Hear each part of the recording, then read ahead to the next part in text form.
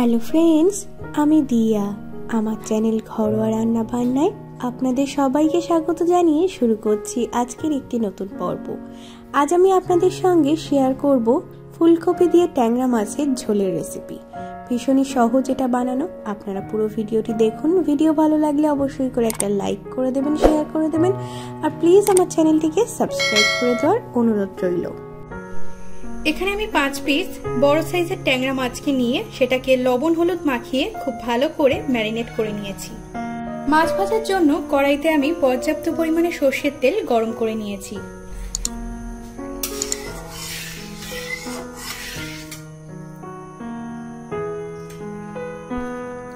তেলটা ভালো মতো গরম হয়ে গিয়েছে, এবার আমি মাছগুলো তেলে ছেড়ে দিচ্ছি। মাছগুলোকে ঢাকা দিয়ে একটু ভেজে নিচ্ছি। ঢাকা দিয়ে আমি ট্যাংরা মাছগুলোকে ভেজে নিলাম, কারণ ট্যাংরা মাছ খুব ফাটে, সেই কারণে।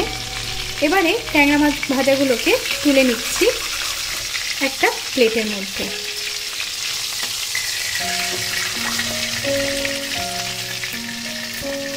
তুলে নিলাম।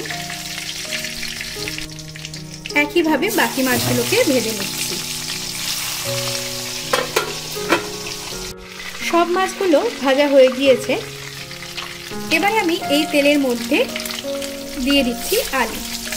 এখানে আলুগুলোকে আমি ডুমো ডুমো করে কেটে নিয়েছি, আর আলুগুলোকে আগে থেকে একটু সিদ্ধ করে রেখেছি।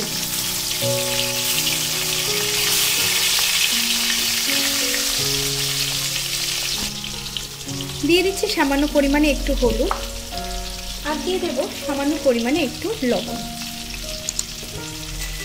আলুগুলোকে ভেজে নিচ্ছি। আলুগুলোকে ভেজে নিয়েছি, এবার আলু ভাজাগুলোকে তুলে নিচ্ছি। তুলে নিলাম সব আলু ভাজাগুলো। এবার আমি তেলের মধ্যে দিয়ে দেব ফুলকপি। ফুলকপির টুকরোগুলোকেও তেলের মধ্যে ভেজে নেব।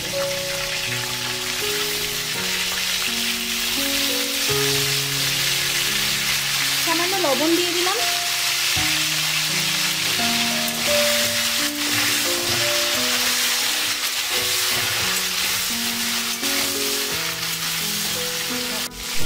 ফুলকপিগুলোকে হালকা ভেজে নিলাম। এবার ফুলকপি ভাজাগুলোকেও তুলে নিচ্ছি। তুলে নিলাম ফুলকপি ভাজাগুলো। এবার আমি তেলের মধ্যে দিয়ে দেবো ফোড়ন। দিয়ে দিচ্ছি 2টো শুকনো লঙ্কা একটু চিড়ে, দিয়ে দিচ্ছি তেজপাতা, আর দিয়ে দেবো সামান্য গোটা জিরে। ফোড়নটাকে তেলের মধ্যে একটু নাড়াচাড়া করে ভেজে নিচ্ছি। এবারে আমি এর মধ্যে দিয়ে দেবো টমেটো বাটা।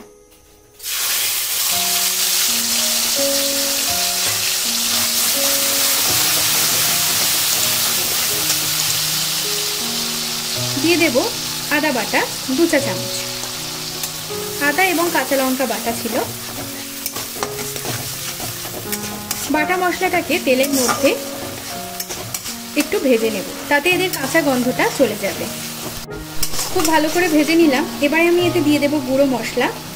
প্রথমে দিয়ে দিচ্ছি 1/2 চা চামচ হলুদ গুঁড়ো, 1 চা চামচ জিরের গুঁড়ো, 1 চা চামচ লঙ্কার গুঁড়ো, এবং দিয়ে দিচ্ছি 1/2 চা চামচ চিনি। গুঁড়ো মশলাগুলোকে খুব ভালোভাবে নেড়ে চেড়ে মিশিয়ে নিতে হবে। এই সময় আমি মিক্সির পাত্রটা ধুয়ে একটু জল দিয়ে দিচ্ছি। গ্যাসের ফ্লেমটা এই সময় আমার বাড়ানোই রয়েছে। এবারে আমি এর মধ্যে দিয়ে দেব ভেজে রাখা ফুলকপির টুকরোগুলো।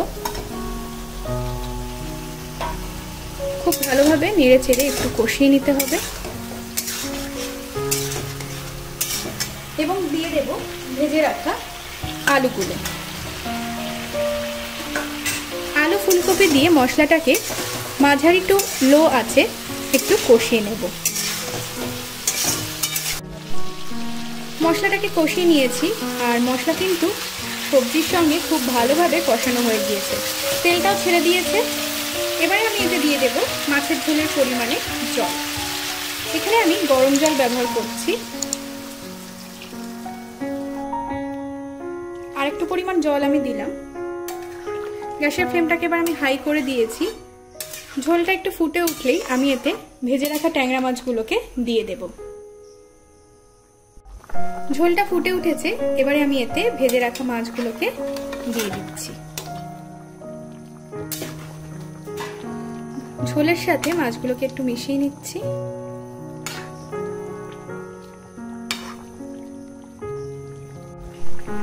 শেষে আমি এর মধ্যে দিয়ে দিচ্ছি সামান্য পরিমাণ একটু গরম মশলার গুঁড়ো, আর দিয়ে দেব সামান্য পরিমাণ একটু লবণ, যেহেতু ঝোল করেছি। খুব ভালোভাবে মিশিয়ে নিচ্ছি। ঢাকা দিয়ে ঝোলটাকে ফুটিয়ে নেব 5 মিনিটের জন্য। ফিরে আসছি 5 মিনিট পর। 5 মিনিট ঢাকা দিয়ে ফুটিয়ে নিলাম। ঢাকাটা এবার আমি খুলে দিচ্ছি। আমি ঝোলটা একটু এরকমই পাতলা রাখছি, আপনারা চাইলে ফুটিয়ে আরেকটু ঘন করে নিতে পারেন। গ্যাসের ফ্লেমটাকে এবার আমি অফ করে দিচ্ছি। তৈরি হয়ে গিয়েছে আজকের রেসিপি ফুলকপি আলু দিয়ে ট্যাংরা মাছের পাতলা ঝোল। ফুলকপি আলুর ঝোল আমি গরম গরম পরিবেশন করে দিয়েছি। গরম সাদা ভাতের সাথে এর স্বাদ কিন্তু অতুলনীয়। আপনারা বাড়িতেও এই রেসিপিটি ট্রাই করতে পারেন, আর নিচে আমাকে কমেন্ট করে জানাবেন কেমন লাগলো আপনাদের এই রেসিপিটি। ভালো লেগে থাকলে একটা লাইক করে দেবেন, শেয়ার করে দেবেন, আর প্লিজ আমার চ্যানেলটিকে সাবস্ক্রাইব করে দেওয়ার অনুরোধ রইল। ভালো থাকবেন, সুস্থ থাকবেন। অনেক ধন্যবাদ আজকের এই ভিডিওটি দেখার জন্য।